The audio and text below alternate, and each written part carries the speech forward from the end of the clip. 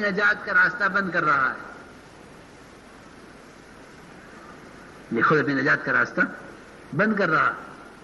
میرے عزیز دوستوں اور بزرگوں، مجھے تو بات مختصر کر کے یاد کرنا ہے کہ ابھی تک دعوت، اللہ کی طرف بلانا، اللہ کے بندوں کو اللہ کے حکموں پر لانا، ابھی تک ہمیں اس محنت پر پورا انشراح نہیں ہے، پورا انشراح نہیں ہے۔ ابھی لوگ پوچھتے ہیں کیا یہ کام سب کے ذمہ ہے؟ یہ کام فرض عین ہے کہ فرض کفایہ ہے؟ اور اتنا آسان ہے سمجھنا، اس کام کو سمجھنا اتنا آسان ہے۔ دیکھو، اگر یہ ساری محنت ہر محنت کرنے والی اس کے اپنی ذات کے لیے ہے تو پھر اس محنت کے فرض عین ہونے میں کوئی شک نہیں ہے۔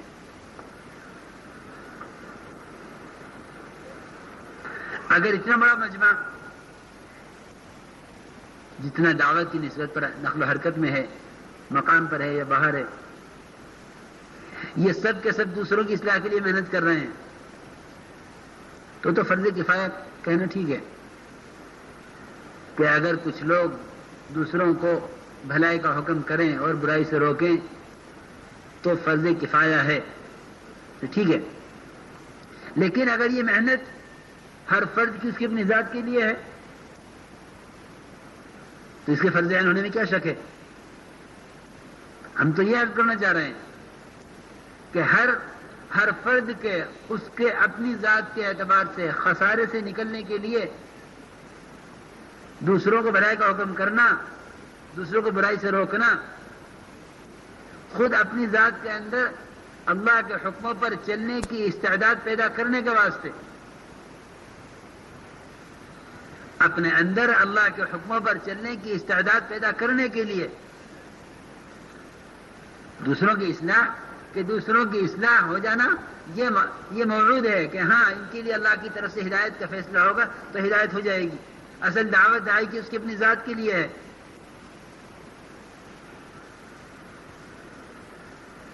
میرے محترم دوستو بزرگوں، فرض کفایہ ہو سکتا ہے اگر یہ کام دوسروں کے لیے ہو رہا ہو،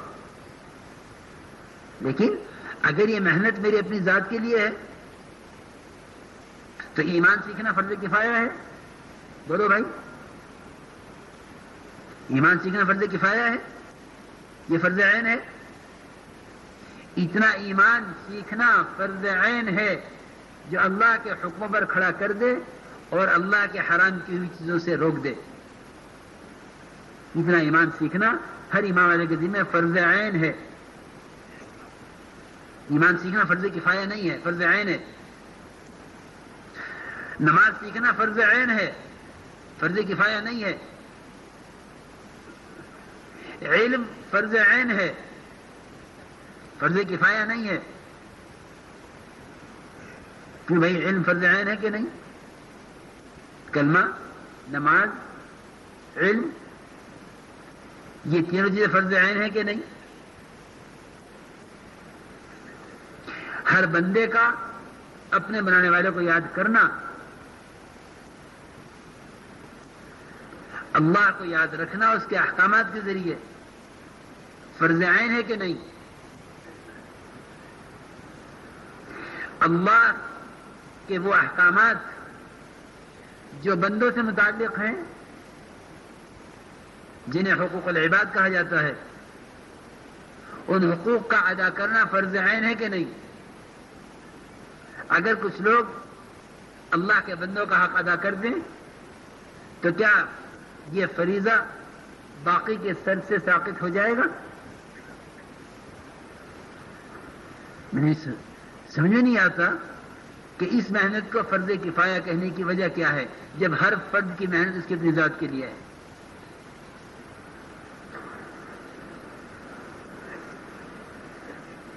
حقوق کی ادائیگی فرض عین ہے، ایمان کا سیکھنا فرض عین ہے، نماز کا سیکھنا فرض عین ہے۔ حضرت تھانوی رحمۃ اللہ علیہ کا محفوظہ دیکھ رہا تھا، اس میں حضرت تھانوی فرماتے ہیں کہ میں اپنے اندر جس چیز کو پیدا کرنا چاہتا تھا اس کی دعوت دوسروں کو دیتا تھا، جس چیز کو اپنے اندر سے نکالنا چاہتا تھا اسے دوسروں کو روکتا تھا۔ میرے بزرگ دوستو عزیزوں، اپنے اندر اللہ کے حکموں پر چلنے کی استعداد پیدا کرنے کے لیے دوسروں کو اللہ کے اوامر کی دعوت دینا، اپنے اندر اللہ کی منکرات سے بچنے کی استعداد پیدا کرنے کے لیے دوسروں کو برائیوں سے روکنا۔ اصل تو کام یہ تھا، ہم نے بھلائی کا حکم کرنے، برائی سے روکنے کو محض دوسروں کی اصلاح کے لیے سمجھ لیا۔ اصل چوک یہ ہوئی،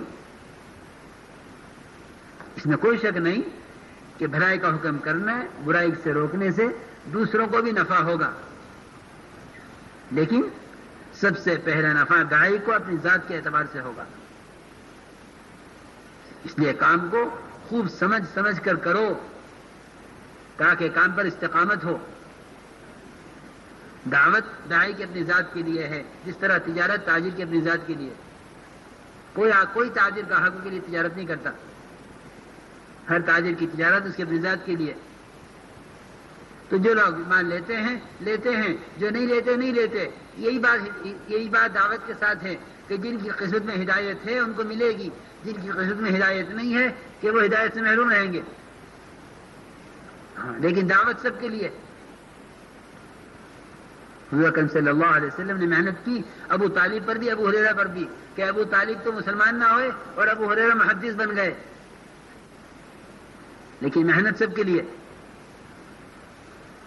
اس لیے میرے بزرگوں، دوستوں، عزیزوں، ہم اس بات کو یقین کے ساتھ سمجھیں کہ امت کے خسارے سے نکلنے کا قرآن کہتا ہے کہ دعوت کے سوا کوئی راستہ نہیں ہے۔ لیکن دعوت صرف جماعت کا کام ہے کہ نہیں، جتنے دین کے کام ہیں سب دعوت ہیں۔ ہاں، یہ بات نہ پیدا ہو جائے اندر، خدا نہ کرے کسی صرف دعوت کا کام یہ ہے۔ ہاں، یہ بھی ایک بڑی کمی ہے کہ جتنے دین کے کام ہو رہے ہیں سب کے سب دعوت ہیں، کہ یہ سارے کے سارے دعوت کے اجزاء ہیں، کہ مدارس بھی ہیں، مساجد بھی ہیں، اور دینی محنتیں، دینی تحریکیں بھی ہیں۔ اور یہ نقل و حرکت، کہ یہ نقل و حرکت ہے امت کے اندر دین کی بیداری پیدا کرنے کے لیے، کہ امت کے انسان کا مزاج ہے کہ جس چیز پر اس کا جان و مال لگتا ہے اس کے نقصان کو یہ برداشت نہیں کرتا۔ بالکل یہی بات دین کے ساتھ ہے کہ دعوت امت کے اندر دین کے نقصان کو برداشت نہ کرنے کی صلاحیت پیدا کر دے گی۔ اس لیے میرے بزرگوں، دوستوں، عزیزوں، دعوت کو سمجھ کر چلو، دعوت کو سمجھ کر چلو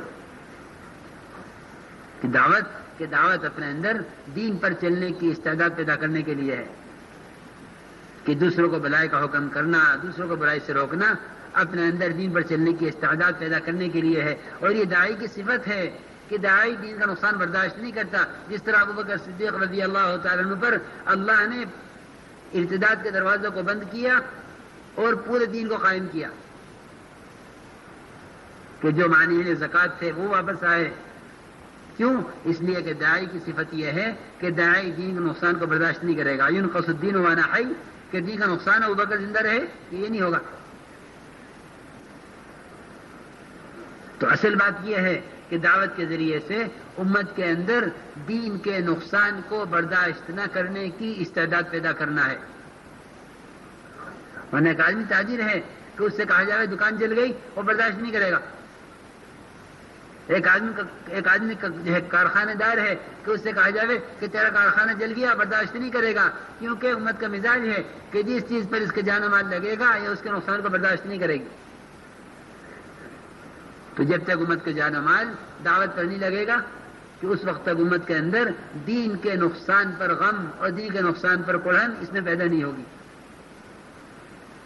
اس لیے اپنے دین کو لے کر حرکت میں آؤ، کیونکہ دعوت کا خاصہ ہے کہ دعوت یقینوں کو بدل دے گی، دعوت ماحول کو بدل دے گی۔ یہ دعوت کا خاصہ ہے، یہ دعوت کی تاثیر ہے کہ دعوت یقین بدلے گی، دعوت ماحول کو بدلے گی۔ صحابہ کرام کے اسلام لانے کے قصے پڑھا کرو، کہ دعوت سے کیا ماحول تھا. ایک صحابی صبح دعوت دینے گئے اپنی قوم کو تو یہ گئے شام تک مسجد بن گئی, اذانیں ہونے لگی, جماعت سے نماز بھی ہونے لگی صبح سے شام تک, کیونکہ دعوت سے بڑی تاثیر ہے. وہ صحابہ جو آپ کی بات کو سننا نہیں چاہتے تھے, اللہ نے ان کو سنوایا اور ان کو 80 گھرانوں کے اسلام میں لانے کا ان کو تنہا کو ذریعہ بنایا. دیکھا کرو اسلام, صحابہ کے اسلام لانے کے واقعات. جی ہاں, تو پھر ابن عمر دوسی رضی اللہ تعالی عنہ وہ تو اپنے کانوں میں روح ٹھوس کر آئے تھے کہ ان کو قریش نے ڈرایا تھا کہ ان کی بات نہیں سننا محمد صلی اللہ علیہ وسلم کی, ورنہ تم بے دین ہو جاؤ گے.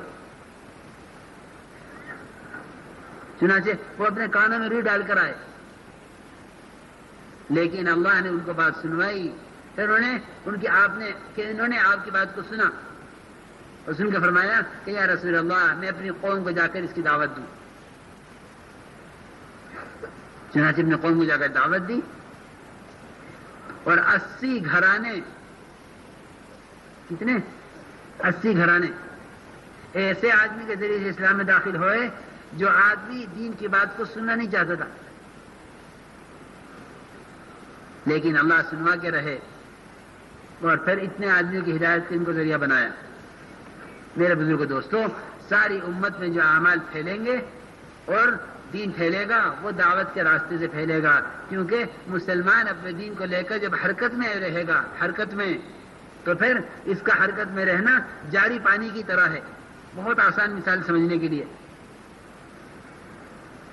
کہ امت کا اپنے دین کو لے کر حرکت میں رہنا جاری پانی کی طرح ہے. جاری پانی, اس طرح پانی جاری ہوتا ہے کہ جاری پانی صاف ہوتا ہے اور صاف کرتا ہے اور پاک ہوتا ہے, دوسروں کو پاک کرتا بھی ہے. جاری پانی, کیا جاری پانی ہے؟ نہر کے کنارے بیٹھیں اور وہیں آپ پیشاب کریں, وہیں سے وضو کریں, ہاں تو وضو ہو جائے گا کہ نہیں؟ کیوں بھائی, کہ وضو ہو جائے گا؟ جاری پانی ہے کہ جاری پانی پیشاب کو, جاری پانی غلاظت کو بہا کر لے گیا. کہ جاری پانی تھا کہ وہ جاری پانی غلاظت کو جو ہے بہا کر لے گیا, اور لے نہیں گیا بلکہ اس کو پاک کر دیا. کہ جو نجاست تھی, یہ غلاظت تھی, وہ طہارت ہو گئی, پاک ہو گئی. تو جو آدمی اس پانی سے وضو کرے گا وہ یہ پانی اس کو پاک کرے گا, باوجود یہ کہ اس میں غلاظت گری ہے. کہ جاری پانی نے اس کی غلاظت کو پاک کر دیا. لیکن اگر پانی ٹھہرا ہوا ہے تو ٹھہرے ہوئے پانی کے اندر غلاظت کا گرنا کہ یہ پانی کو بھی ناپاک کرے گا, اور جو آدمی اس پانی سے پاکی حاصل کرنا چاہے گا کہ یہ پانی اس کو بھی ناپاک کر دے گا. بالکل یہ مثال اس امت کی ہے کہ جب تک یہ امت اپنے دین کو لے کر حرکت میں رہے گی, یہ امت پاک رہے گی, پاک کرے گی دوسروں کو, اللہ اس کو بھی ہدایت پہ باقی رکھیں گے اور ان کو دوسروں کی ہدایت کا ذریعہ بھی بنائیں گے. بالکل یہ مثال امت کی ہے کہ جب تک یہ امت اپنے دین کو لے کر حرکت میں رہے گی, پاک رہے گی, دوسروں کو بھی پاک کرے گی. اور اگر یہ اس امت کے اندر جمود آ گیا, حرکت ختم ہو گئی, تو جو غلاظتیں اس کے اندر اسباب کی, یقین کی, آخرت سے, غفلت کی, اعمال سے رخ پھیرنے کی اور حرام تجارتوں کی, جتنی غلاظت امت میں گریں گی, یہ غلاظتیں اس امت کو بھی پاک, اس امت کو بھی ناپاک کریں گی, اور جو ان سے پاکی حاصل کرے گا اس کو بھی ناپاک کریں گی. اس لیے اس امت کی پاکیزگی اور اس امت کی ترقی, اس امت کی نجات وہ دعوت اللہ میں ہے کہ اللہ کے بندوں کو اللہ کی طرف بلانا, اور یہ کام ہر ایک کے ذمے ہے بلا تفریق. جی ہاں, یہ کوئی تبلیغ جماعت نہیں ہے کہ جماعت میں حصہ لیا جاوے, کہ ہر امتی کے ذمے کام ہے. بلغوا عنی ولو آیا, ایک آیت بھی آتی ہے تو پہنچاؤ دوسروں کو, کہ کچھ بھی نہیں آتا, کہ تمہیں کچھ بھی نہیں آتا کہ تم ترغیب دو دوسروں کو, کہ کلمہ آتا ہے کلمہ ہی پہنچا دو, کیونکہ